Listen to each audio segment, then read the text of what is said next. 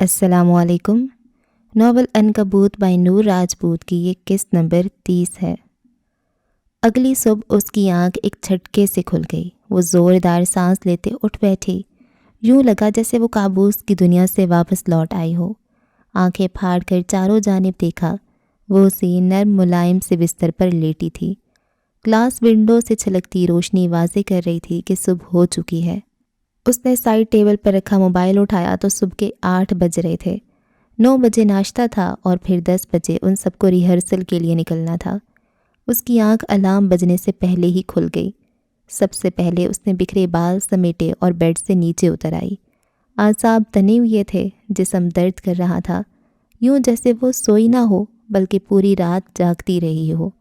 اور تبھی اس کی نظر سائڈ ٹیبل پر رکھی اس چمکتی ہوئی تیز چھری پر پڑی۔ اس کی آنکھیں پوری کھل گئیں۔ رات کے تمام مناظر آنکھوں کے سامنے گھوم گئے۔ جس چیز نے اسے چونکنے پر مجبور کیا وہ چھری کی نوک تھی۔ اسے یاد تھا چھری کی نوک پر خون لگا ہوا تھا، پر اس وقت چھری یوں چمک رہی تھی جیسے اسے صاف کر دیا گیا ہو۔ خون کا نام و نشان نہیں تھا۔ فجر کی پیشانی تن گئی۔ اس نے گہری نظروں سے چاروں جانب دیکھا، پھر ساری کھڑکیاں باری باری دیکھیں۔ وہ اندر سے اچھے سے بند تھیں۔ یہ کیسے ہو سکتا ہے؟ دل تیزی سے دھڑک رہا تھا۔ گزری رات ایک عام رات ہرگز نہیں تھی۔ پہلے ولیم کی موت کی خبر، اور پھر وہ سایہ، اور پھر رئیس اورنگزیب۔ آخر اس کی زندگی مشکل کیوں تھی؟ وہ بیزار ہوتی بیڈ پر بیٹھ گئی۔ آخر کتنی دیر؟ کب تک بیٹھی رہے گی؟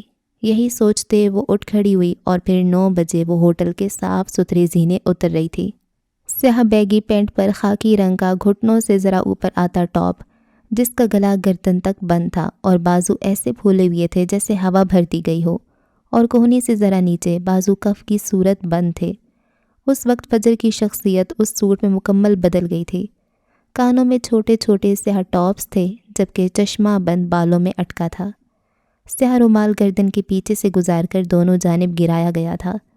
آرام دہ سنیکرز پہنے، سلنگ بیگ کو کندھے سے گزار کر ایک جانب لٹکائے، وہ واقعی ایک ڈیزائنر لگ رہی تھی۔ جیسے ہی اس نے زینے پر قدم رکھا، وہی تیز خوشبو نتنوں سے ٹکرائی۔ وہ چونک کر رک گئی۔ پھر اسے رئیس زینے چڑھتا دکھائی دیا۔ اس کے آنے سے پہلے اس کی خوشبو آ جاتی تھی۔ وہ سادہ ٹراؤزر شرٹ میں تھا، شاید ناشتے کے بعد واپس کمرے میں جا رہا تھا۔ فجر وہیں جم گئی۔ رئیس نے گردن اٹھا کر دیکھا۔ فجر کو دیکھ کر اس کی آنکھوں میں لمحے بھر کو عجیب سا تاثر ابھرا اور اگلے ہی پل ختم ہو گیا۔ اب وہاں صرف اجنبیت تھی، جبکہ فجر اسے یوں ہی دیکھتی رہی۔ اسے لگا وہ رکے گا اور بات کرے گا، جبکہ رئیس سنجیدہ اور مصروف سا اوپر آیا اور اس کے پہلو سے گزر گیا۔ یہ الگ بات تھی، پہلو میں رکھا دل اچھل کر حلق میں آ چکا تھا۔ وہ بھویں سکیڑے اسے دیکھی گئی، جو چند قدم چل کر رک گیا۔ فجر کی غضبناک نظریں اس کی چوڑی پشت پر جمی تھیں۔ وہ رکا اور پھر پلٹ کر دیکھا۔ Excuse me? پینٹ کی جیبوں میں ہاتھ ڈالے اب وہ اسے یوں دیکھ رہا تھا جیسے فجر کو اس کی مدد کی ضرورت ہو، جیسے یہ ان کا پہلا ٹکراؤ ہو۔ ڈیزائنر کے ساتھ ساتھ اداکار بھی ہیں؟ اس نے سینے پر بازو باندھے پوچھا۔ انداز زہریلا تھا۔ رئیس کے لبوں میں ایک ہلکی سی لکیر ابھر کر غائب ہو گئی۔ آنکھوں میں پل بھر کو چمک ابھری اور مدھم ہو گئی۔ کیا میں آپ کو جانتا ہوں؟ اس نے کندھے اچکا کر پوچھا اور فجر استہزائیہ ہنستی۔ سیریسلی؟ اس نے تعصب سے گردن ہلائی۔ حیرت ہو رہی تھی اس کی ڈھٹائی پر۔ کس کو پاگل بنا رہے ہیں آپ؟ اس نے آنکھیں چھوٹی کیے رئیس کو دیکھا جو اپنی جگہ پر جمع ہوا تھا۔ مجھے اس کی ضرورت نہیں پڑتی۔ قدم بڑھا کر وہ اس کی جانب آیا۔ کیا انداز بے نیاز تھا، چہرے پر پرشوق مسکراہٹ۔ ہاں، لوگ آپ کو دیکھ کر ذہنی توازن کھو بیٹھتے ہیں، وہ کلس کر بولی۔ رئیس نے اسے غور سے دیکھا۔ کیا میں اسے تعریف سمجھوں؟ وہ پرشوق نگاہیں لیے کھڑا تھا، یوں جیسے ایک جوان حسین لڑکی اس سے فلرٹ کر رہی ہو۔ سمجھ لیتا ہوں، ویسے بھی میں تعریف کے قابل ہوں، نہیں؟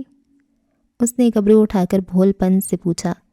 فجر نے گہرا سانس لیا اور پھر سرخ پڑتے چہرے کے ساتھ اسے دیکھا۔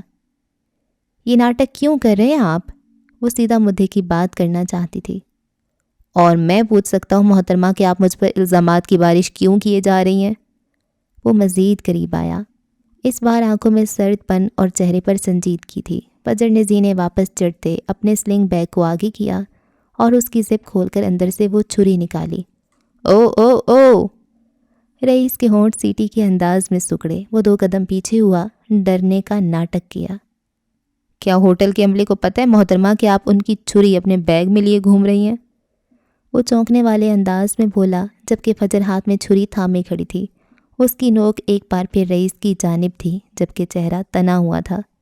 دیکھیں اسے، وہ چھری کی نوک کی جانب اشارہ کرتی بولی۔ رئیس نے بھویں سکیڑ کر اور آنکھیں چھوٹی کیے چھری کی نوک کو دیکھا۔ چہرہ سنجیدہ اور انداز تجزیانہ تھا۔ ابھی تک میں نے چھریوں تلواروں پر ہیرے موتی لگانے کا کام شروع نہیں کیا۔ اگر تم کہتی ہو تو میں تمہارے لیے اسے اچھی شکل دے سکتا ہوں۔ وہ داڑھی کھجاتے بولا تو فجر جل بھن کر کوئلہ ہوئی۔ دل کیا وہ چھری اس کے سینے میں گھسا دے۔ ضبط سے آنکھیں میچ کر اس نے خود پر قابو پایا، پھر آنکھیں کھول کر رئیس کو دیکھا جو سوالیہ نظروں سے اسے ہی دیکھ رہا تھا۔ یہ وہی چھری ہے جسے رات میں نے آپ کی گردن پر رکھا تھا، آپ کو زخم دیا تھا، بھول گئے؟ اس کی تفصیل پر رئیس نے اسے یوں دیکھا جیسے اس کا دماغ پھر گیا ہو۔ تم لکس کی ڈیزائنر ہو نا؟ اس کے غیر متوقع سوال پر فجر نے حیرت سے اسے دیکھا۔ تبھی میں کہوں ایسی بہکی بہکی باتیں کیوں کر رہی ہو؟ سونیا سلطان اپنے ڈیزائنرز کو سستے نشے کرواتی ہے۔ اس نے پھر سے زہر اگلا اور فجر کے اندر پھیل گیا۔ اس نے ہونٹ بھینچ لیے۔ وہ کچھ سخت سنانا چاہتی تھی پر رئیس کی باتوں نے اسے گہری الجھن میں ڈال دیا۔ جاؤ شاباش، چائے ناشتہ لو، شاید تمہیں ہوش آئے۔ وہ اسے سلگا کر واپس پلٹا۔ پاگل سمجھا ہے مجھے اچھی طرح سے یاد ہے، یہ چھری اور آپ کی گردن سے نکلتا وہ خون بھی۔ یہ کھیل کیوں کھیل رہے ہیں؟ گردن دکھائیں اپنی۔ عقب سے ابھرتی اس کی دبی دبی سی آواز پر رئیس پھر سے رک گیا اور پھر پلٹ کر اسے دیکھا۔ محترمہ میں زیورات بناتا ہوں، پہنتا نہیں ہوں، لو دیکھ لو۔ وہ قدم بڑھا کر آگے آیا اور ٹی شرٹ کا گول گلا مزید نیچے کر کے دکھایا۔ فجر نے دیکھا اور ساکت رہ گئی۔ وہاں کوئی زخم نہیں تھا۔ چھری والا ہاتھ کانپ اٹھا، سر بری طرح گھوم گیا۔ کیا ہوا؟ کھل گئی آنکھیں؟ ویسے میری گردن سے آبسیشن کیا ہے تمہیں؟ کبھی چھری رکھنے کے خواب دیکھتی ہو اور کبھی گردن دیکھنے خود آ جاتی ہو۔ لہجہ استہزائیہ تھا۔ میں نے دیکھا تھا آپ کی گردن پر۔ اس کی آواز دور کھائی سے آتی محسوس ہوئی۔ شاید تمہاری ہیزل آنکھوں نے رات کے اندھیرے میں کوئی اور ہی منظر دیکھ لیا۔ کبھی کبھی چیزیں ویسی نہیں ہوتی جیسی نظر آتی ہیں۔ وہ اس کی بات کاٹتے مسکرایا، ہاتھ سینے پر باندھ لیا۔ فجر سنبھل کر سیدھی ہوئی۔ یہ میری آنکھوں کا کمال ہے کہ وہ چیزوں کو ویسا دیکھتی ہیں جیسی وہ ہیں، ویسی نہیں جیسی آپ انہیں دکھانا چاہتے ہیں۔ آپ وہاں تھے۔ اس کا لہجہ تیز اور ضدی تھا۔ وہ اس کے وجود کو گہری نظروں سے دیکھ رہی تھی۔ وہی خوشبو، وہی آواز، وہی وجود۔ ہاں البتہ انداز بالکل بدلا ہوا تھا۔ رئیس نے اس کے چہرے کے تاثرات کو غور سے دیکھا، اس کی آنکھوں کی چمک کو محسوس کیا، پھر ایک فاتحانہ مسکراہٹ کے ساتھ گویا ہوا۔ کسی کے باپ میں اتنی ہمت نہیں کہ رئیس اورنگزیب کی گردن پر چھری رکھ سکے۔ آپ جاؤ اور اپنے دماغ کا علاج کرواؤ۔ وہ سرد لہجے میں کہتا پلٹ گیا، جبکہ فجر کچھ کہتے کہتے رک گئی۔ جبڑے بھینچے وہ اس شخص کو جاتے دیکھ رہی تھی۔ اس کا دماغ ایک بار پھر الجھن کا شکار تھا۔ کیا واقعی اس نے خواب دیکھا تھا؟ لیکن وہ اتنا حقیقی کیسے ہو سکتا ہے؟ اور رئیس کا رویہ؟ وہ جانتی تھی کہ وہ جھوٹ بول رہا تھا، لیکن وہ ثابت کیسے کرے؟ ہیزل آنکھوں میں چیلنج اور بے یقینی کا ایک نیا طوفان برپا ہوتا دکھائی دیا۔ وہ چھری واپس بیگ میں رکھتی سیڑھیاں اترتی نیچے چلی آئی۔ ڈائننگ ہال میں پہنچتے ہی اسے ایک نیا جہان دکھائی دیا۔ پورے ہال میں کافی اور دیگر ملی جلی خوشبوئیں شامل تھیں۔ سامنے سونیا نک سک سے تیار کھڑی تھی۔ سیاہ ہائی ویسٹ پینٹ پر گہرے جامنی رنگ کا سلیو لیس کراپ ریشمی ٹاپ پہنے ہوئے تھی۔ وہ 2-3 لوگوں کے گروہ میں تھی اور وہ سب مسکرا کر باتیں کر رہے تھے۔ سب کے ہاتھوں میں فریش جوس تھا۔ سونیا کی نظر فجر پر پڑی اور انہوں نے اسے مسکراہٹ سے نوازا۔ کندھے تک آتے بھورے بالوں کو کرل کیے دونوں جانب ڈال رکھا تھا۔ ان کے گورے سے ڈول بازو نمایاں تھے۔ گلے میں قیمتی چین تھی اور کانوں میں ڈائمنڈ کے ٹاپس چم چم کر رہے تھے۔ وہ واقعی ایک بزنس وومن تھی۔ ہائے فجر! اسے دیکھتے ہی ماریا نے اسے پکارا۔ وہ مسکرا کر اس کی جانب بڑھی۔ ماریا اور جواد دونوں ہی آرٹسٹک ڈائریکٹر تھے اور دونوں منشا صاحب کے اسسٹنٹ تھے۔ ایک آرٹسٹک ڈائریکٹر کسی فنکارانہ ادارے، تنظیم یا منصوبے کی تخلیقی ویژن اور سمت کا ذمہ دار ہوتا ہے۔ ان کا بنیادی کام ادارے یا منصوبے کے فنکارانہ معیار کو برقرار رکھنا، اس کی منصوبہ بندی کرنا اور اس بات کو یقینی بنانا ہے کہ تمام تخلیقی کام ایک مخصوص تھیم یا ہدف کے مطابق ہوں۔ اس کے علاوہ وہ مل کر فنکارانہ سرگرمیوں، نمائشوں، پرفارمنسز کو یقینی بناتے تھے اور اس کے ساتھ ساتھ فنکاروں، اداکار، مصنفین، کوریوگرافرز اور ڈیزائنرز کا انتخاب کرتے تھے جو ویژن کو حقیقت کا روپ دے سکیں، اور آج کی ریہرسل انہی کی زیر نگرانی ہونے والی تھی۔ فجر کو پہلے پہل تو ان کے پکارنے پر حیرت ہوئی، لیکن پھر وہ خود پر قابو پاتے ان کے قریب بیٹھ گئی۔ 29 سالہ ماریا اور 30 سالہ جواد دونوں ذہین اور محنتی تھے۔ وہ نفاست سے ان کے قریب بیٹھ گئی۔ پورا میز مختلف قسم کے کروسان، پیسٹریز، پین کیک، آملیٹ اور فرینچ ٹوسٹ سے بھرا ہوا تھا۔ فریش جوس کا جگ بھی رکھا تھا۔ کھانا دیکھتے ہی فجر کی بھوک جاگ اٹھی۔ آج ریہرسل ہے، ہم سوچ رہے تھے اگر تم فری ہو تو ہمارے ساتھ کام کرو، ایک اور ذہین دماغ ملے گا تو ہم اپنے کاسٹیومز کو اچھے سے پریزنٹ کر پائیں گے۔ جواد نے مدعے کی بات کی تو فجر نے مسکرا کر سر ہلایا۔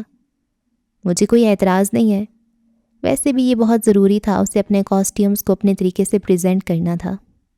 ٹھیک ہے، تم ناشتہ کرو، ہمیں سب سے پہلے نکلنا ہے، ماریا نے کہا تو فجر سر اس بات میں ہلا کر ناشتے کی طرف متوجہ ہو گئی۔ اگر ہم زینے چڑھ کر دوبارہ اوپر آئیں تو رئیس اپنے کمرے میں داخل ہو رہا تھا۔ اس نے داخل ہوتے دروازہ بند کیا۔ سامنے ہی عروضہ سنگل صوفے پر آلتی پالتی مارے بیٹھی تھی۔ لیپ ٹاپ اس کی گود میں رکھا تھا اور وہ کافی مصروف نظر آتی تھی۔ کچھ ملا؟ رئیس نے سنجیدگی سے پوچھا۔ تھوڑی دیر پہلے والی بشاشت چہرے سے جا چکی تھی۔ کوشش کر رہی ہوں، زیادہ چھیڑ چھاڑ نہیں کر سکتی ورنہ ہم پکڑے جائیں گے۔ اس نے نظریں اسکرین سے نہیں ہٹائیں۔ اس کی انگلیاں تیزی سے کی بورڈ پر پھسل رہی تھیں، جبکہ رئیس اب آئینے کے سامنے کھڑا تھا۔ اس نے ٹی شرٹ کا گلا نیچے کیا اور شہرک سے نیچے جلد پر انگلی رکھتے ناخن کی مدد سے گردن پر چپکی وہ ربڑ کی چٹ کھینچ کر اتار دی۔ یہ دیکھنے میں بالکل جلد جیسی تھی اور اس کا رنگ رئیس کی رنگت سے میچ کھا رہا تھا۔ نیچے سے اس کا زخم نکل آیا۔ کیا وہ مطمئن ہو گئی ہے؟ عروضہ نے بنا اس کی جانب دیکھے پوچھا۔ اس کی نظریں اسکرین پر تھیں، پر وہ جانتی تھی رئیس اس وقت کیا کر رہا تھا۔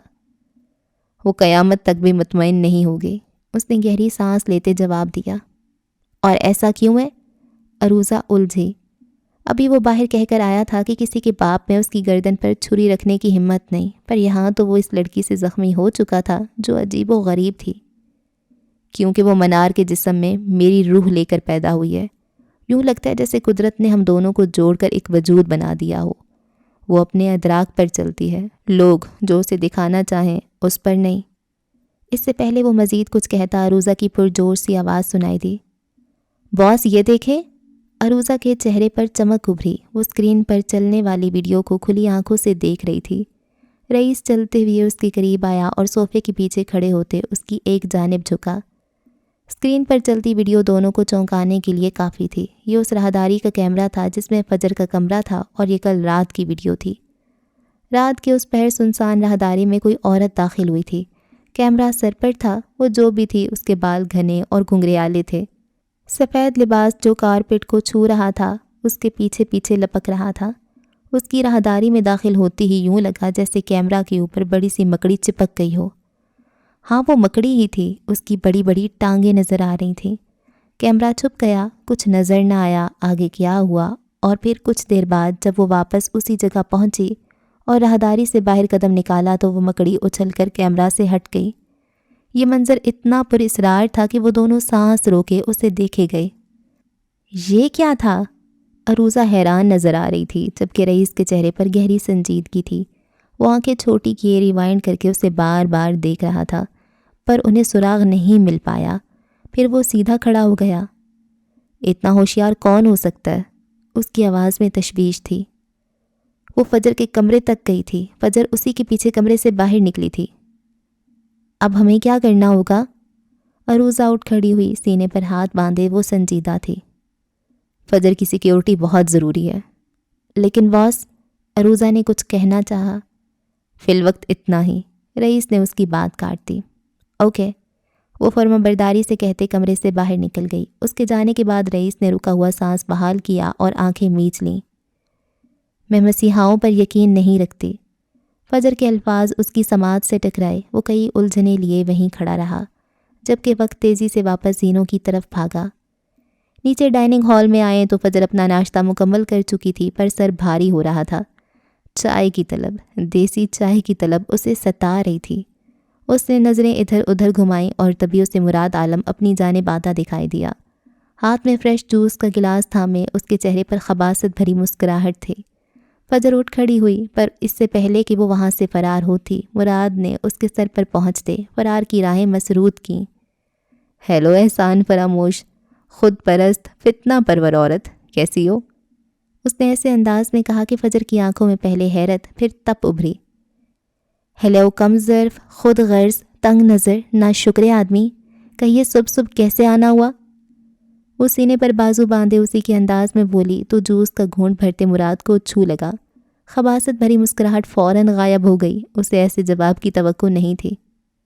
تم نے میرا بھروسہ توڑا، تم انتہائی مطلب پرست عورت ہو، اور آپ انتہائی چال باز، میں اچھے سے جانتی ہوں۔ وہ آنکھیں گھماتے بولی تو مراد اس کے انداز پر بے ساختہ ہنس دیا۔ کیا پلاننگ کر کے آئی ہو؟ اس نے رازدانہ انداز میں پوچھا۔ کچھ بھی ہو جائے آپ کی ایک نہیں سنوں گی۔ دونوں ایک جیسے تھے۔ اچھا، مراد نے اچھا کو لمبا کھینچا، سر کو ہلا کر ستائش دی۔ دیکھ لیتے ہیں یہ بھی۔ اس کا انداز چیلنج کرنے والا تھا۔ آپ کے دیکھتے دیکھتے یہاں تک پہنچ گئی، مزید دیکھتے جائیں؟ کمال پر اعتمادی سے کہا گیا۔ مراد اندر سے سلگا، پر چہرے سے مسکراہٹ دور نہیں ہوئی۔ شاید یہ آخری پڑاؤ ہو، وہ پر اصرار انداز میں بولا۔ ہاں، شاید گرینڈ پیلس پہنچتے پہنچتے آپ کا ایکسیڈنٹ ہو اور دھرتی سے آپ کا بوجھ اٹھ جائے۔ اس کا انداز اتنا جلا بھنا تھا کہ مراد اس بار مسکراہٹ نہیں چھپا پایا۔ چائے پیو گی؟ اس بار وہ ذرا نرم لہجے میں بولا۔ جب سے پتہ چلا تھا فجر معراج کا رئیس سے ایک تعلق تھا، تب سے اس کی نگاہیں فجر پر مزید جم گئی تھیں۔ اس کی ایک ایک حرکت کو سکین کرتی تھیں۔ آپ پی لیں تیزاب ڈال کر۔ صبح ہی پہلے رئیس اور اب مراد، اس کے دن کے آغاز ہی برا ہوا تھا۔ نہیں، میں سے فریش جوس لیتا ہوں، ٹھنڈا ٹھنڈا، کول کول۔ وہ مسکرا کر کہتا جیسے آیا تھا ویسے ہی واپس چلا گیا، جبکہ فجر اس کے جانے پر شکر ادا کرتی ہوٹل سے باہر نکل آئی۔ اس کا ارادہ کچھ تصویریں بنانے کا تھا۔ ہوٹل لی پیرسس کے باہر بولی وارڈ دی گرینیل پر صبح کے وقت ایک متحرک مگر منظم گہما گہمی تھی۔ یہ ایک ایسا علاقہ ہے جہاں مقامی زندگی اور سیاحت کا امتزاج پایا جاتا ہے۔ فٹ پاتھ پر لوگ چہل قدمی کر رہے تھے، کچھ اپنے دن کے آغاز کے لیے کافی یا ناشتے کی تلاش میں تھے، اور کچھ قریبی میٹرو اسٹیشن کی طرف بڑھتے نظر آ رہے تھے، جو شہر کے دیگر حصوں تک آسان رسائی فراہم کرتے ہیں۔ سیاحوں کی ایک مناسب تعداد اس وقت ہوٹل کے آس پاس موجود تھی۔ کچھ ہوٹل سے باہر نکل کر دن بھر کی سیاحت کا آغاز کر رہے تھے، جبکہ دیگر شاید ابھی ناشتہ کر کے باہر کے ماحول کو دیکھ رہے تھے۔ ہوٹل کے قریب پیرس کی مخصوص بیکریاں، کیفے اور چھوٹی دکانیں نظر آ رہی تھیں، جہاں سے تازہ روٹی، پیسٹری اور دیگر اشیاء کی خوشبو آ رہی تھی۔ فجر اس سب کو اپنے موبائل میں قید کر رہی تھی۔ ستمبر کی صبح 10 بجے ہوٹل لی پیرسس کے باہر کا منظر ایک خوشگوار اور مصروف شہر کا منظر پیش کر رہا تھا، جہاں پیرس کی روزمرہ زندگی سیاحوں کی آمد کے ساتھ گھل مل گئی تھی۔ سورج کی روشنی، متحرک ماحول اور قریبی مشہور مونومنٹس کی موجودگی اس منظر کو مزید دلکش بنا رہی تھی۔ اچانک فجر کی نظر ایک جوڑے پر پڑی۔ وہ ہاتھ میں ہاتھ ڈالے قریبی ایک کیفے سے نکل کر ہنستے ہوئے گزرے۔ ان کی آنکھوں میں محبت کی چمک اور ایک دوسرے کے لیے مکمل بے فکری تھی۔ انہیں دیکھ کر فجر کے دل میں ایک تیز لہر اٹھی، ایک جانی پہچانی ٹھیس۔ بے اختیار اس کا ہاتھ رکا، موبائل نیچے ہو گیا۔ پیرس کی یہ سڑک، یہ ماحول، سب ایک دم ماضی کے دریچے میں کھل گیا۔ اسے ارسل یاد آیا، اس کی پہلی چاہت۔ وہ لمحہ یاد آیا جب اس نے پہلی بار ارسل سے فیشن شو ویک دیکھنے کی خواہش ظاہر کی تھی۔ تم شادی کے بعد کہاں جانا چاہتی ہو؟ وہ سنجیدہ سا پوچھ رہا تھا۔ مجھے زندگی میں ایک بار پیرس فیشن شو دیکھنا ہے، بس اتنی سی خواہش، ضرور جائیں گے۔ کتنی معصومیت تھی اس خواہش میں، کتنا یقین تھا ارسل کے وعدے پر۔ فجر کے ہونٹوں پر ایک تلخ مسکراہٹ ابھری۔ وہ وعدہ جو کبھی وفا نہ ہوا۔ ارسل نے کسی اور کا ہاتھ تھام لیا، کسی اور کے ساتھ زندگی کے سفر پر نکل گیا۔ اور فجر، وہ تنہا رہ گئی۔ اس نے ہمت نہیں ہاری، خود کو سنبھالا، اپنی پوری توجہ اپنے کام پر لگا دی۔ وہ آج پیرس میں تھی، ایک کامیاب فیشن ڈیزائنر کے طور پر۔ اپنی محنت اور قابلیت کے بل بوتے پر اس نے اپنا خواب خود پورا کیا تھا۔ مگر اس جوڑے کو دیکھ کر آج پیرس کی اس سڑک پر کھڑے ہو کر وہ سارا درد، وہ دھوکہ، وہ تنہائی ایک بار پھر تازہ ہو گئی۔ اس کی ہیزل رنگ کی آنکھیں، جن میں ہمیشہ ایک عجیب سی تپش، ایک آگ سی دہکتی رہتی تھی، اس وقت جیسے اندر ہی اندر سلگ رہی تھیں۔ ان میں پیرس کی صبح کی نرم روشنی منعکس ہو رہی تھی، مگر ان کی گہرائیوں میں ماضی کی یادوں کا الاؤ روشن تھا۔ شاید چند آنسو تھے جو پلکوں کی حد تک آئے، مگر غرور یا ضبط نے انہیں باہر چھلکنے نہ دیا۔ ان جلتی آنکھوں میں کامیابی کی چمک بھی تھی، مگر اس چمک کے پیچھے چھپا درد، وہ پرانا زخم، آج پہلے سے زیادہ نمایاں محسوس ہو رہا تھا۔ ہاں، ہم لوگوں کو بھول جاتے ہیں، پر ان کی یادوں کو نہیں۔ ایک خواب دیکھا تھا اس نے، ایک عام سا خواب جو ہر لڑکی دیکھتی ہے۔ وہ بلقیس کے بیٹے کے برے سائیوں سے دور ارسل کے ساتھ ایک خوشگوار اور نارمل زندگی جینا چاہتی تھی، ایک نان ٹاکسک فیملی جہاں سبھی ہی ہنسی خوشی رہتے ہوں۔ وہ اچھی ماں بنتی، اپنے بچوں کو وہ سارا پیار دیتی جو اسے نہیں ملا تھا۔ وہ اور ارسل اور ان کی چھوٹی سی فیملی، کاش وہ وفادار ہوتا۔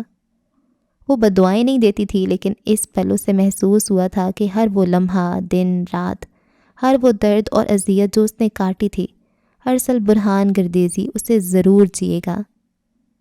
اس نے ایک لمبی گہری سانس لی، پیرس کی ٹھنڈی ہوا کو اپنے اندر اتارا، جیسے خود کو یاد دلا رہی ہو کہ وہ اب پرانی فجر نہیں رہی، وہ مضبوط ہے، کامیاب ہے۔ مگر دل کے کسی کونے میں ارسل کے خاندان کی طرف سے ملی دھتکار ابھی باقی تھی۔ یہ شہر، یہ کامیابی، سب حاصل تھا، مگر وہ ساتھ نہیں تھا جس کے ساتھ اس سب کا خواب دیکھا تھا۔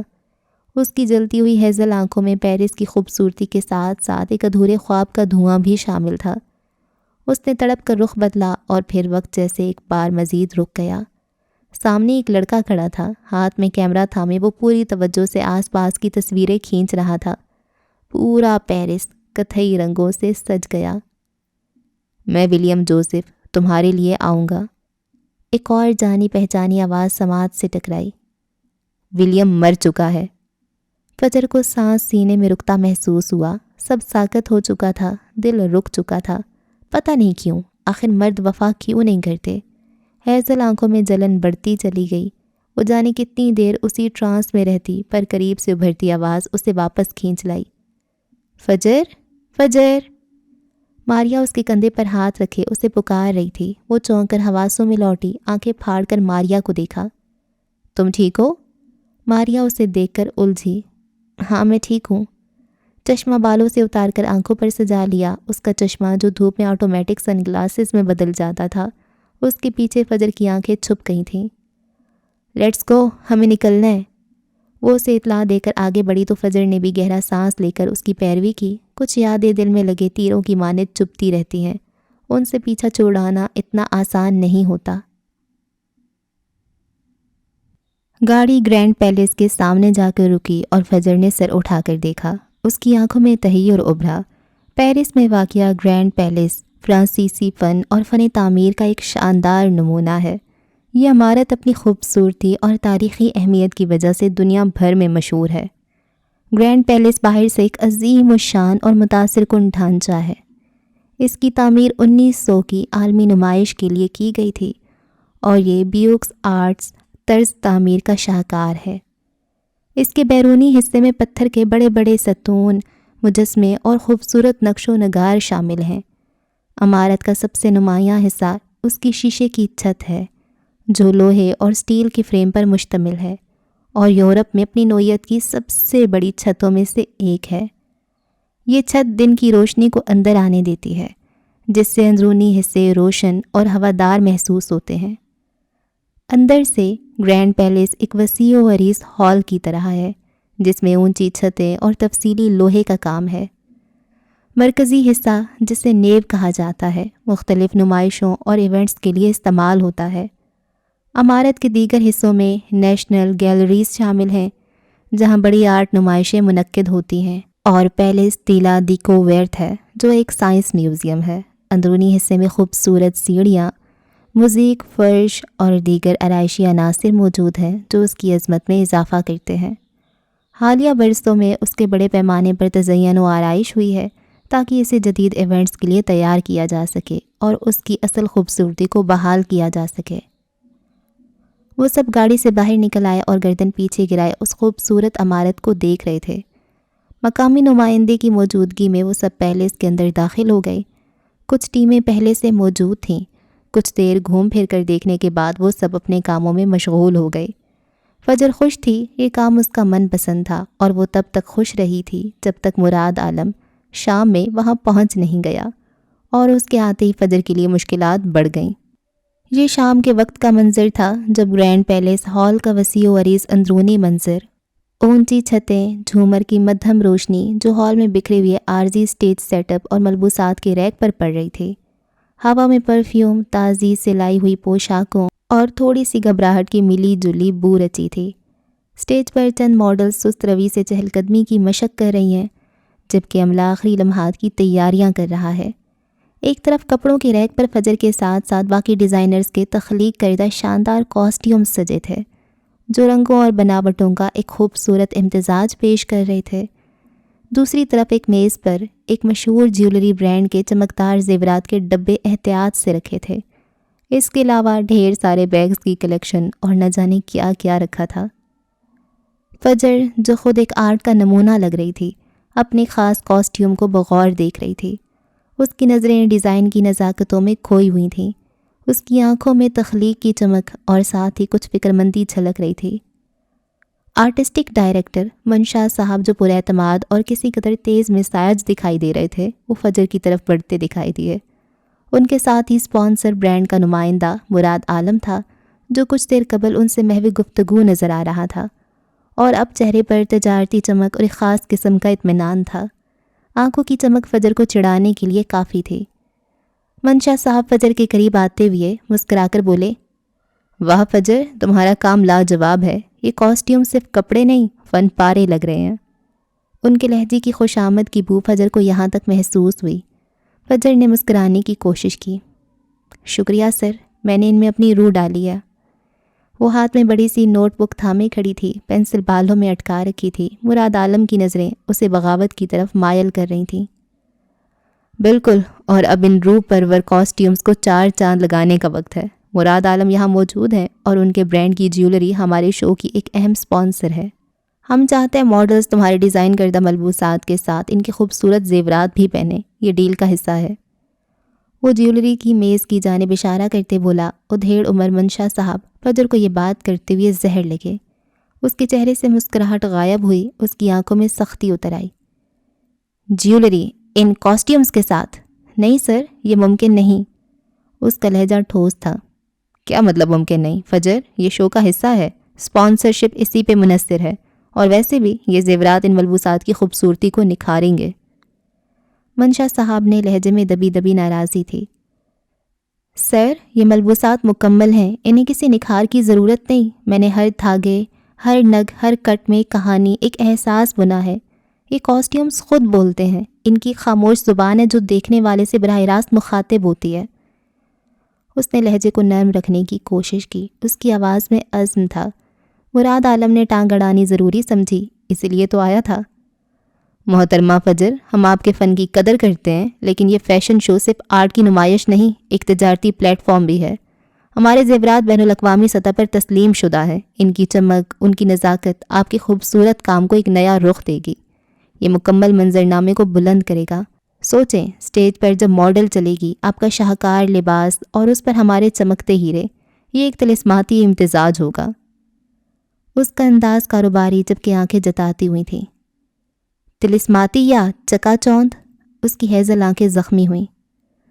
مراد صاحب، یہی تو میں نہیں چاہتی۔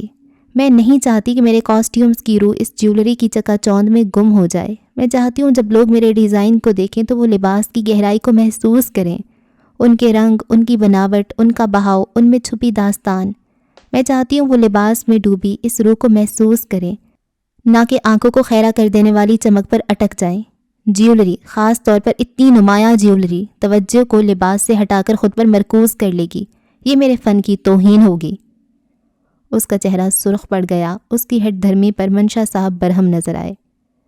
مس فجر، تم بات کو سمجھ کیوں نہیں رہی؟ یہ صرف تمہارے فن کی بات نہیں، یہ ایک بڑا ایونٹ ہے، اس میں بہت سے عوامل شامل ہیں۔ اسپانسرشپ کے بغیر یہ شو ممکن نہیں، اور اسپانسر اپنی پروڈکٹ دکھانا چاہتے ہیں۔ یہ منطقی ہے، زیورات ہمیشہ سے فیشن کا حصہ رہے ہیں، وہ لباس کو مکمل کرتے ہیں۔ ان کا بس نہیں چل رہا تھا فجر کا گلا دبا دے۔ مکمل کرتے ہیں؟ میرے لیے یہ چیزوں کا اضافہ نہیں، چیزوں کو چھپانا ہے۔ میرے لباس خود ایک کہانی ہے، زیور اس کہانی پر ایک چمکدار پردہ ڈال دیں گے۔ میں نے یہ محنت اس لیے نہیں کی کہ میری تخلیق پس منظر میں چلی جائے اور زیورات پیش منظر بن جائیں۔ میرا فن چیخ چیخ کر کہہ رہا ہے کہ اسے صرف خود میں دیکھا جائے، اسے کسی سہارے کی ضرورت نہیں، اس کی اپنی ایک عظمت ہے۔ وہ بھی اپنی بات پر اڑی رہی۔ وہ اپنے کاسٹیومز کو بھاری جیولری کے ساتھ پیش نہیں کرنا چاہتی تھی، اور یہ پہلے سے طے تھا۔ اب آخر عین موقع پر آ کر یہ سب کیوں؟ محترمہ فجر، مراد عالم نے کمینگی چھپاتے اسے پکارا، آپ جذباتی ہو رہی ہیں، ذرا عملی طور پر سوچیں۔ ہمارے برانڈ کا نام آپ کے کام کے ساتھ جڑے گا، یہ آپ کے لیے بھی اچھا ہوگا۔ اور رہی بات چھپانے کی، تو اچھے زیورات لباس کو چھپاتے نہیں بلکہ اس کے بہترین پہلوؤں کو نمایاں کرتے ہیں۔ ایک خوبصورت ہار گردن کی نزاکت کو اجاگر کر سکتا ہے، جھمکے چہرے کی خوبصورتی میں اضافہ کر سکتے ہیں۔ یہ مل کر ایک مکمل لک بناتے ہیں، جسے فیشن کی دنیا میں سرٹوریل ہارمنی کہتے ہیں۔ سرٹوریل ہارمنی؟ فجر تلخی سے ہنسی۔ یا صرف توجہ بانٹنا؟ میں نے اپنے کاسٹیومز میں جو نزاکت، جو گہرائی پیدا کی ہے، وہ کسی چمکدار پتھر کی محتاج نہیں۔ میرے کام کی نزاکت اس کے توازن میں ہے، اس کی سادگی اور اس کی ساخت میں ہے۔ میں نہیں چاہتی کہ ماڈل جب واک کرے تو لوگ کہیں واہ کیا شاندار ہار ہے۔ میں چاہتی ہوں وہ کہیں اوہ یہ لباس کتنا خوبصورت ہے، اس کی کیا کہانی ہے۔ وہ مراد سے ہار جائے، یہ ممکن ہی نہیں۔ فجر بس کرو، تمہاری یہ ہٹ دھرمی ناقابل برداشت ہوتی جا رہی ہے۔ یہ تمہارا ذاتی پروجیکٹ نہیں، یہ ایک پروفیشنل شو ہے، یہاں سمجھوتے کرنے پڑتے ہیں۔ اسپانسرشپ واپس چلی گئی تو یہ شو نہیں ہوگا۔ کیا تم یہ چاہتی ہو تمہاری ساری محنت ضائع ہو جائے؟ منشا صاحب برہم ہوتے چلائے۔ پورے ہال میں خاموشی چھا گئی۔ فجر کی آنکھوں میں سرخی ابھری، مگر آواز میں لرزش نہیں آنے دی۔ محنت ضائع ہو جائے گی اگر میرے کام کو اس کی اصل روح کے بغیر پیش کیا گیا۔ میرے لیے یہ کام، یہ کاسٹیوم میری روح کا حصہ ہے۔ انہیں ان کی اصل صورت میں دیکھنا ہی میری کامیابی ہے۔ اگر انہیں جیولری کی چکا چوند تلے دبانا ہے تو بہتر ہے انہیں پیش ہی نہ کیا جائے۔ وہ گردن اکڑا کر بولی، جھکنا تو اس نے سیکھا ہی نہیں تھا۔ ایک لمحے کو ہال میں خاموشی چھا گئی۔ منشا صاحب اور مراد عالم فجر کے چہرے پر آنے والے غیر متزلزل عزم کو دیکھتے رہے۔ فجر کسی مورت کی طرح اپنی بات پر قائم رہی۔ اس کے ارد گرد اس کی تخلیق کردہ ملبوسات خاموشی سے لٹک رہے تھے، گویا اس کی بات کی گواہی دے رہے ہوں۔ ماحول میں تناؤ بڑھ گیا۔ یہ صرف کپڑے اور زیورات کا معاملہ نہیں رہا، یہ آرٹسٹ کی تخلیقی آزادی اور تجارتی دنیا کی حقیقتوں کے درمیان ایک سرد جنگ کا منظر بن چکا تھا۔ تبھی سونیا سلطان ہال میں داخل ہوئیں۔ وہاں ناچتی خاموشی کو دیکھ کر انہوں نے حیرانی سے پوچھا، کیا سب ٹھیک ہے؟ پھر ان کی نظر ایک جانب کھڑے منشا صاحب، مراد عالم، جبکہ دوسری جانب کھڑی فجر پر پڑی۔ پل بھر کے اندر انہیں ساری کہانی سمجھ آ گئی۔ حال میں ناچتی خاموشی میں سونیا سلطان کی ہیل کی ٹک ٹک سنائی دی۔ وہ ان تک پہنچ چکی تھی۔ کوئی مسئلہ ہے؟ انہوں نے براہ راست فجر سے پوچھا، جو قہر بھری نظروں سے مراد عالم کو گھور رہی تھی۔ یا آپ ان سے پوچھ لیں، میں اسی وقت اسپانسرشپ سے پیچھے ہٹتی ہوں۔ میرے کاسٹیومز اس شو کا حصہ نہیں بنیں گے۔ وہ اپنا فیصلہ سناتی تیز تیز چلتی وہاں سے نکل گئی، جبکہ پیچھے مراد عالم شعلے باز نظروں سے اسے گھور کر رہ گیا۔ ماریا اور جواد قریب ہی کھڑے تماشا دیکھ رہے تھے۔ فجر کا رویہ نہایت نان پروفیشنل ہے۔ وہ اپنے کاسٹیومز کو جیولری کی بنا پریزنٹ کرنا چاہتی ہے، جبکہ منشا صاحب نے دبے دبے غصے سے کہا، نو شی از ناٹ۔ سونیا سلطان نے رعونت سے گردن موڑ کر انہیں دیکھا، جو مراد عالم کے ساتھ مل کر اپنا فائدہ سوچ رہے تھے، رئیس گروپ کے سامنے اپنے نمبرز بنانا چاہتے تھے۔ یہ بات پہلے سے طے ہے کہ اس کے کاسٹیومز کسی دوسرے برانڈ کی چیزوں کے ساتھ نمائش کے لیے نہیں رکھے جائیں گے، وہ حق پر ہے۔ منشا صاحب پر منو پانی گر گیا، جبکہ مراد عالم لب بھینچ کر رہ گیا۔ اس سے بدلے کا یہ موقع بھی ہاتھ سے جاتا دکھائی دے رہا تھا۔ میرے خیال سے اس بات کو مزید کھینچنا بے وقوفی ہوگی، ہے نا مراد صاحب؟ سونیا نے جس ادا سے مراد کا نام پکارا، اس کا دل اچھل کر حلق میں آ گیا۔ وہ بس مسکرا کر رہ گیا۔ سونیا نے چاروں جانب ساکت ہوئے لوگوں کو دیکھا۔ کام جاری رکھیں، اس نے اونچی آواز میں حکم دیا۔ سارے پتلوں میں جان پڑ گئی، وہ واپس کام پر لگ گئی جبکہ فجر وہاں سے غائب ہو چکی تھی۔ رات نے پیرس کو اپنی مخملی چادر میں لپیٹ لیا تھا۔ آسمان پر ستاروں کی بجائے نیچے دریائے سین پر ہزاروں لاکھوں روشنیاں بکھری ہوئی تھیں۔ یہ روشنیاں کسی جادوئی آبگینے کی طرح پانی کی سطح پر لرز رہی تھیں، کبھی سنہری لکیریں بنتیں، کبھی روح پہلی قوس و قزح اور کبھی مدھم ارتعاش پیدا کرتیں۔ دریا خاموشی سے بہہ رہا تھا، اس کی گہرائی میں صدیوں کے راز اور ان گنت کہانیاں پنہاں تھیں۔ کناروں پر لگی قدیم پتھر کی دیواریں جس پر وقت نے اپنی داستانیں کندہ کر رکھی تھیں، رات کے سائے میں اور بھی پراسرار لگ رہی تھیں۔ فجر دنیا و مافیا سے بے خبر اس جادوئی منظر کے عین وسط میں دریا کے بالکل کنارے اکیلی بیٹھی تھی، دریا کے قریب بنے سنگی بینچ پر جہاں پانی کی نرم سرگوشیاں براہ راست سنائی دے رہی تھیں۔ رات کی خنکی اس کے چہرے کو چھو رہی تھی، ہوا میں رات کے پھولوں کی مہک اور دریا کی نمی گھلی ہوئی تھی۔ اس کا ذہن الجھا ہوا تھا اور مزاج بگڑا ہوا۔ عام لوگوں کے لیے کتنا مشکل ہوتا ہے نا اپنی پہچان برقرار رکھنا۔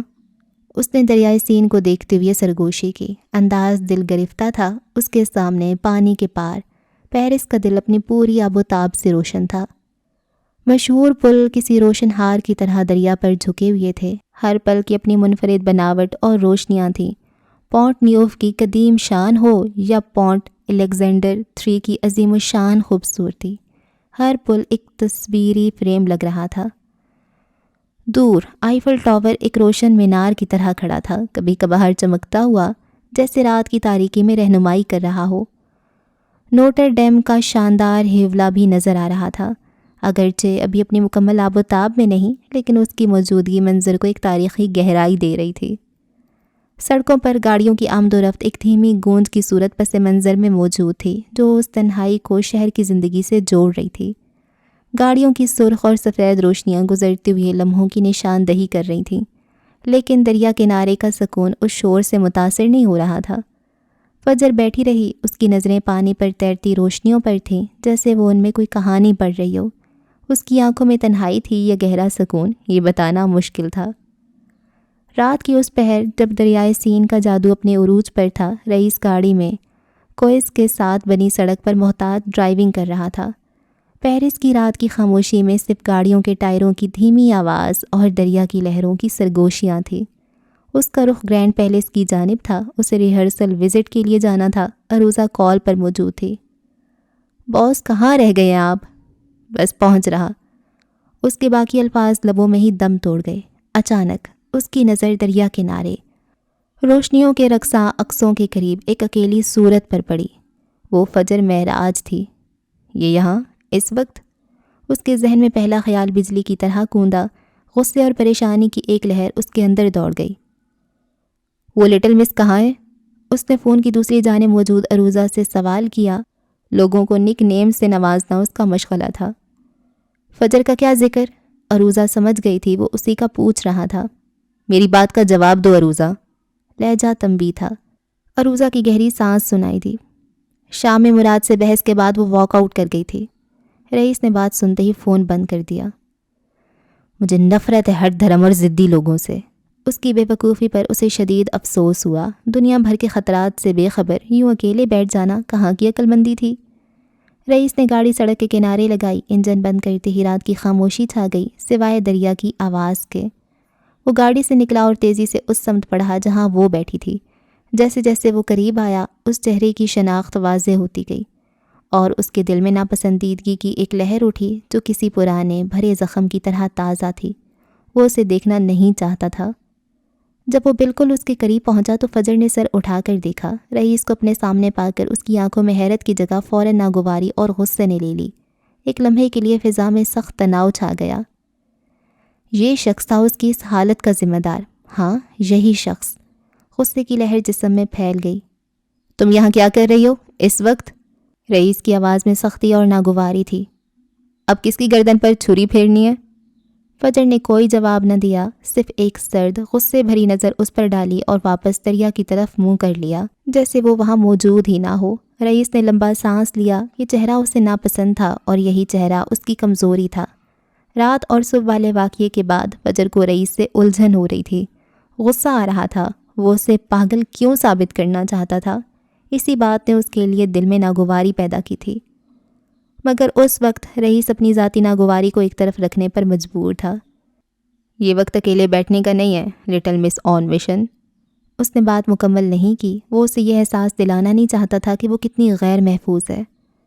دہشت گرد نہیں ہوں میں جو یہاں کے لوگ مجھے مار ڈالیں گے۔ ضروری نہیں جو دہشت گرد ہوں لوگ اسے ہی ماریں۔ Now let's go. اس نے فجر کو ساتھ چلنے کو کہا۔ میں آپ پر بھی بھروسہ نہیں کرتی تو برائے مہربانی یہاں سے چلے جائیں۔ میں تمہیں یہاں اکیلا نہیں چھوڑ سکتا۔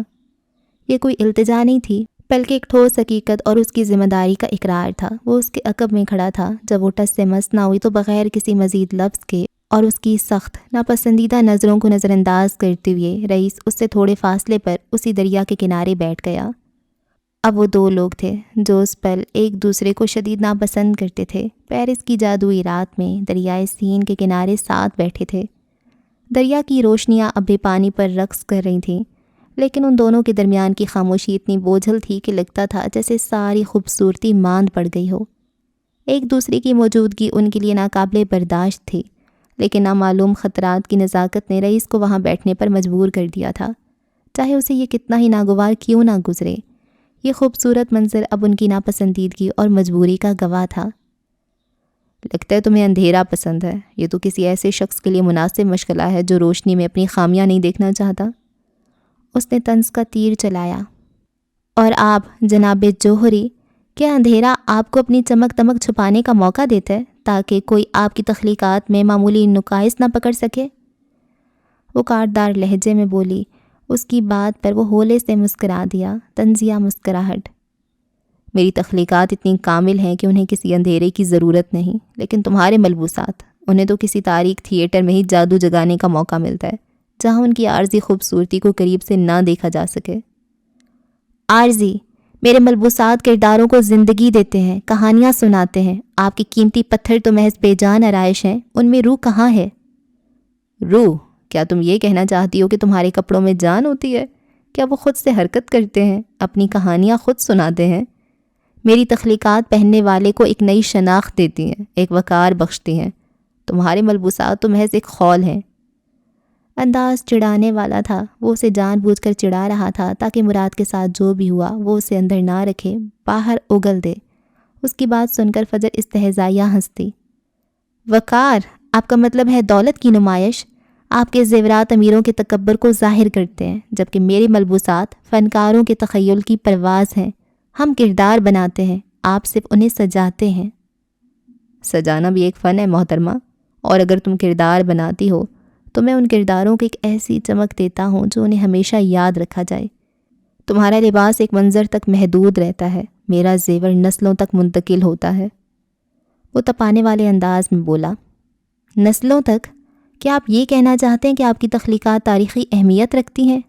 معاف کیجیے گا، لیکن تاریخ میں ملبوسات نے ہمیشہ اہم کردار ادا کیا ہے۔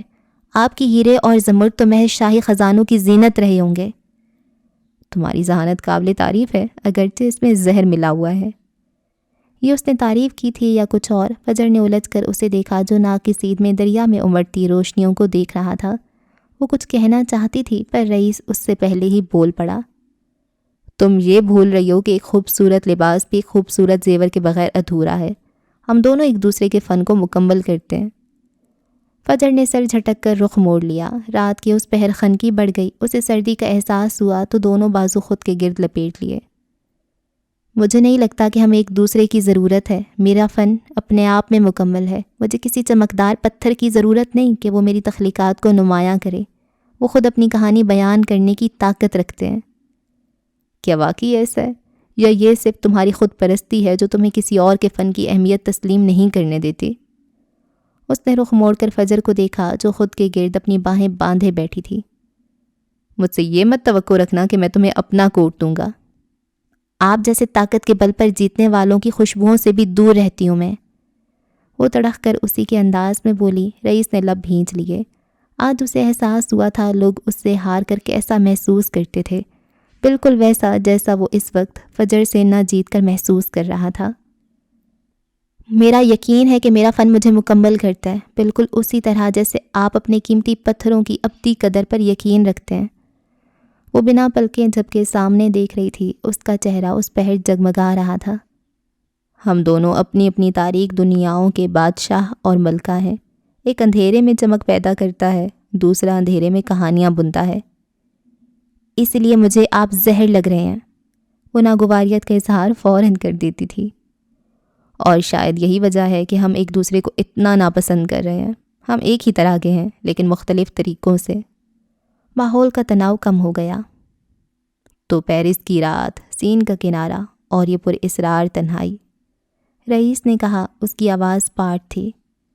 مجھے شک تھا کہ تمہاری عظیم تخلیقات کی انسپریشن شاید کسی قبرستان سے آتی ہے، مگر دریا کنارے یہ نیا ہے۔ یہ شاید یہاں بیٹھ کر تم سوچ رہی تھی کہ میرے عام سے زیورات تمہارے شاہکار کاسٹیومز کو کتنا خراب کریں گے۔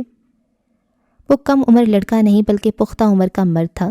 فجر سے جھگڑ کر فائدہ نہیں تھا، اس لیے ماحول کو پرسکون کرنا چاہا۔ فجر نے سرد مہری سے اس کی طرف دیکھا، اس کی آنکھوں میں وہی ناپسندیدگی تھی جو رئیس نے توقع کی تھی۔ میں یہاں بیٹھ کر یہی سوچ رہی ہوں کہ میرے کاسٹیومز کو آپ کے بھڑکیلے، توجہ ہٹانے والے زیورات کی ضرورت نہیں۔ وہ خود بولتے ہیں، انہیں کسی بے ساکھی کی حاجت نہیں۔ رئیس ہلکا سا مسکرایا، ایک تلخ مسکراہٹ۔ اوہ معذرت، میں بھول گیا تھا کہ میں یہاں فن کی دیوی کے سامنے بیٹھا ہوں۔ اس کا لہجہ طنزیہ تھا۔ مگر بدقسمتی سے یہ فیشن شو تمہاری پرسنل آرٹ گیلری نہیں، یہ ایک بزنس ایونٹ ہے جسے میں اسپانسر کر رہا ہوں، اور میرے اسپانسرشپ کا ایک چھوٹا سا حصہ یہ ہے کہ میرے زیورات ڈسپلے ہوں۔ میری ٹیم کا اصرار ہے، اور فرینکلی یہ کوئی نیگوشیبل پوائنٹ نہیں تھا۔ اسے سمجھ آ گیا تھا مراد کی فجر سے بحث کیوں ہوئی تھی۔ ویسے تو اس کا ایسا کوئی پلان نہیں تھا، مراد نے اپنا فائدہ دیکھا تھا، پر اس کے ساتھ ساتھ وہ فجر کو نیچا دکھانا چاہتا تھا۔ فجر کی آنکھوں میں چنگاری بھڑکی، وہ سیدھی ہو کر بیٹھی۔ نان نیگوشیبل؟ اس نے حیرت سے رئیس کو دیکھا۔ مزاج بگڑا ہوا تھا، چہرہ سرخ اور آنکھیں دیوں کی مانند روشن تھیں۔ آپ کی طاقت کی رعونت کی حد نہیں، میری محنت، میرا ویژن، میرا شو، اور آپ چاہتے ہیں کہ میں صرف آپ کی تشہیر کے لیے اپنے فن کا گلا گھونٹ دوں؟ میرے کاسٹیومز جیولری کے ساتھ ڈیزائن نہیں کیے گئے، ان کا حسن ان کی سادگی اور کٹ میں ہے۔ آپ کے زیورات انہیں بالکل فٹ نہیں کریں گے۔ اوہ فکر نہ کرو فجر آرٹ، رئیس نے جان بوجھ کر اس کے نام اور اس کے فنکارانہ انا کا مذاق اڑایا۔ میرے زیورات اتنے ورسٹائل ہیں کہ تمہارے کسی بھی انچھوئے ڈیزائن کے ساتھ چل جائیں گے۔ مسئلہ زیورات کا نہیں ہے، مسئلہ یہ ہے کہ یہ میرے ہیں، ہے نا؟ تمہیں میری کوئی چیز بھی برداشت نہیں، تبھی تم نے رئیس گروپ کو چھوڑ کر لکس کو چنا۔ کیا یہی وجہ تھی؟ وہ بات کو کہاں سے کہاں لے گیا تھا، فجر نے تو یہاں تک سوچا ہی نہیں تھا۔ وہ اس کی پسند ناپسند کے زمرے میں آتا ہی نہیں تھا، وہ تو بہت اونچا تھا، وہ بلندیوں پر راج کرتا تھا۔ پھر وہ ایسے کیوں کہہ رہا تھا؟ سوال کئی زیادہ تھے، پر اس وقت فجر کو یہی سمجھ آیا کہ وہ اس کی بات کا اقرار کرے۔ بالکل صحیح سمجھے، فجر نے دو ٹوک کہا۔ آپ کی کوئی بھی چیز مجھے نہیں پسند کیونکہ ان کی چمک اندھا کر دینے والی ہے، اور میں آپ کی مرضی اپنی تخلیقات پر مسلط نہیں ہونے دوں گی۔ اپنی اسپانسرشپ واپس لے لیں، میں کوئی اور راستہ ڈھونڈ لوں گی۔ اس کی آواز میں پختگی تھی، یہ سنجیدگی کا لمحہ تھا۔ رئیس کچھ دیر اسے دیکھتا رہا، اسے فجر کی یہ ضدی اور پرنسپلز پر ڈٹے رہنے والی فطرت بالکل اپنے جیسی لگی۔ ہاں، وہ منار کے روپ میں اس کی روح لے کر پیدا ہوئی تھی، شاید اس لیے وہ اسے ناپسند بھی کرتا رہے، مگر دل کے کسی کونے میں ایک بدمزاجی تعریف بھی تھی۔ واؤ، اتنی بڑی اپرچونٹی ٹھکرا رہی ہو صرف اس لیے کہ تمہیں میری اندھا کر دینے والی چمکدار چیزیں پسند نہیں؟ اس نے سر ہلایا۔ میری ٹیم سن کر پاگل ہو جائے گی، انہیں یقین نہیں آئے گا۔ آپ کی ٹیم آپ کی رونت کی عادی ہوگی، میں نہیں ہوں، فجر نے پلٹ کر جواب دیا۔ فیصلہ آپ کے ہاتھ میں ہے، یا تو میرا کام میری شرائط پر قبول کریں جو کہ طے شدہ ہے، یا مجھے نکال کر باقی ڈیزائنرز کو اسپانسر کریں جن کے فن پر آپ اپنی مرضی چلا سکیں۔ دونوں کے درمیان ایک بار پھر خاموشی چھا گئی۔ فجر کی بات میں سنجیدگی اور چیلنج تھا۔ رئیس اٹھ کھڑا ہوا، مزید وہ اس بے وقوف لڑکی کے ساتھ بحث نہیں کر سکتا تھا، یہ جانتے ہوئے بھی کہ اس کے اندیکھے انجانے دشمن تھے، پھر بھی اکیلے گھوم رہی تھی۔ اسے فرق نہیں پڑتا تھا اگر اس کی جیولری 3 کاسٹیومز کے ساتھ ڈسپلے نہیں ہوتے۔ وہ یہاں اپنی جیولری کی ایگزیبیشن کے لیے نہیں آیا تھا، اس کے زیورات، اس کا آرٹ دنیا بھر میں جانا جاتا تھا۔ وہ یہ بھی جانتا تھا مراد نے فجر کو ضد کرنے کے لیے یہ سب کیا تھا، پر اس وقت اسے فکر تھی کہ فجر صحیح سلامت ہوٹل پہنچ جائے۔ صرف ایک شرط پر۔ فجر نے رخ موڑے، گردن اٹھا کر اسے دیکھا۔ وہ اپنی تمام تر وجاہت کے ساتھ کھڑا تھا۔ دریائے سین میں اس کا عکس نمایاں ہوا۔ لہروں نے شور مچا دیا۔ تمہیں میرے ساتھ اپنی ہوٹل چلنا ہوگا۔ فجر نے آنکھیں سکوڑ کر اسے دیکھا۔ میں خود چلی جاؤں گی۔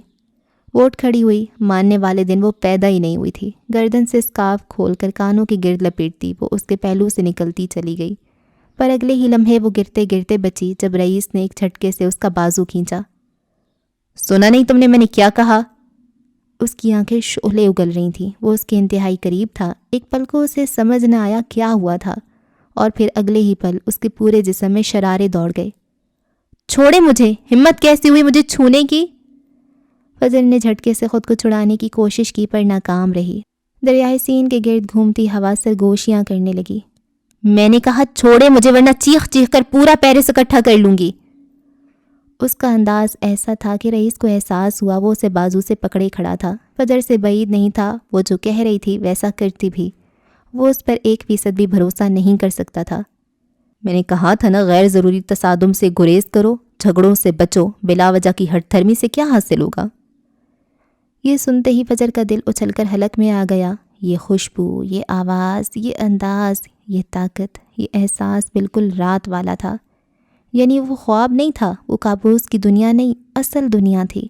وہ سچ میں آیا تھا، پھر اسے بیوقوف بنانے کی کوشش کیوں کی؟ ہیزل آنکھوں میں زخمی پن ابھرا، اندر کہیں تکلیف پھیل گئی۔ اسے سمجھ نہیں آ رہا تھا یہ سب لوگ اس کے ساتھ کیوں کھیل رہے تھے؟ کیوں؟ کون تھا اس کھیل کا ماسٹر مائنڈ؟ اس شکار کے پیچھے چھپا عنکبوت کون تھا؟ میں نہ آپ کی ملازم ہوں نہ آپ کی رشتہ دار، مجھ پر روب جھاڑنا بند کریں۔ اس نے پھر سے خود کو چھڑانے کی کوشش کی۔ اس بار رئیس نے اسے چھوڑ دیا۔ رشتہ دار؟ وہ کمر پر ہاتھ دھرتا استہزائیہ مسکرایا۔ ابھی تو وہ جانتی ہی نہیں تھی ان کا رشتہ کیا تھا۔ جانتی ہوتی تو دونوں اس وقت دریائے سین میں ڈبکیاں لگا رہے ہوتے، کیونکہ نہ وہ خود بچتی نہ اسے چھوڑتی۔ مجھے آج اپنے فیصلے پر خوشی ہے کہ میں نے رئیس گروپ کی بجائے لکس کو چنا۔ یہاں کے کم ظرف مرد مجھ جیسے ٹیلنٹ کو ڈیزرو نہیں کرتے۔ وہ ناگواریت سے کہتی تیز تیز قدم اٹھاتے اس سے دور ہوتی چلی گئی۔ رئیس چہرے پر ہاتھ پھیرتا رہ گیا۔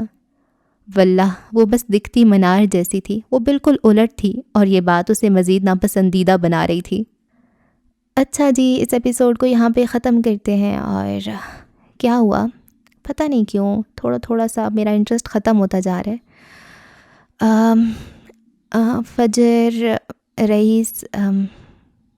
رئیس اسے ایسے ظاہر کرتے ہیں کہ ہم پہلی دفعہ مل رہے ہیں، لیکن ایسا نہیں ہوتا۔ کون سے دشمن ہے؟ ایک سونیا سلطان دشمن ہے بس یار، ہے نا؟ ان دیکھے دشمن۔ اور کیا ہوا ہے؟